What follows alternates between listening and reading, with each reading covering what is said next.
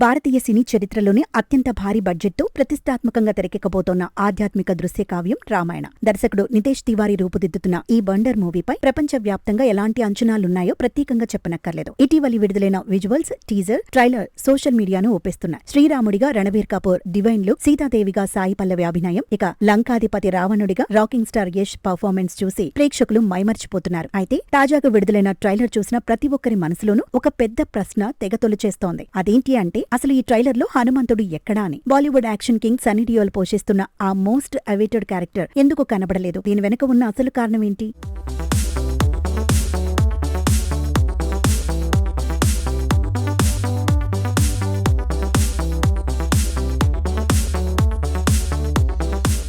సనాతన ధర్మంలోనూ ప్రతి ఒక్కరి గుండెల్లోనూ హనుమంతుడి పాత్రకు ఉన్న స్థానం అత్యంత పవిత్రమైనది, ప్రత్యేకమైనది. అలాంటి పవర్ఫుల్ క్యారెక్టర్ ను డైరెక్టర్ నితేష్ తివారీ ఎందుకు రివీల్ చేయలేదో తెలుసుకోవాలంటే ఈ సినిమా పార్ట్ 1 కథ ఏంటో చూడాలి. దర్శకుడు ఈ ఎపిక్ రామాయణాన్ని ఒకే సినిమాలో చెప్పకుండా 2 భాగాలుగా పార్ట్ 1 రామాయణ, పార్ట్ 2 అని ప్లాన్ చేశారు. మొదటి భాగం ప్రధానంగా రావణుడు లంకాధిపతిగా మారడం, శ్రీరాముడి జన్మ వృత్తాంతం, బాల్యం, గురుకుల విద్య, సీతా స్వయంవరం, 14 ఏళ్ల అరణ్యవాసం, ఆపై సీతా అపహరణం వరకే సాగుతుంది. రామాయణ మూలకథ ప్రకారం చూసుకున్న శ్రీరాముడికి హనుమంతుడికి మధ్య మొదటి భేటీ జరిగేది సీతా అపహరణం పూర్తయిన తర్వాతే. ఋష్యమూక పర్వతం వద్ద వారిద్దరి కలయిక జరుగుతుంది. అంటే పార్ట్ 1 ముగింపు ఘట్టంలో మాత్రమే హనుమంతుడి ప్రవేశం ఉంటుంది. సినిమా మొదటి భాగమంతా కూడా ప్రధానంగా రాముడు, సీతాదేవి, రావణాసురుడి పాత్రల చుట్టూనే తిరుగుతుంది. అందుకే ప్రమోషనల్ కంటెంట్ లోనూ మేకర్స్ ఆ పాత్రలకే ప్రాధాన్యత ఇచ్చారు. అంతేకాదు మొదటి భాగంలో ఎక్కడ రాముడు, రావణుడు ఒకరికొకరు ముఖాముఖి ఎదురు పడరు అనే విషయాన్ని కూడా చిత్ర బృందం స్పష్టం చేసింది.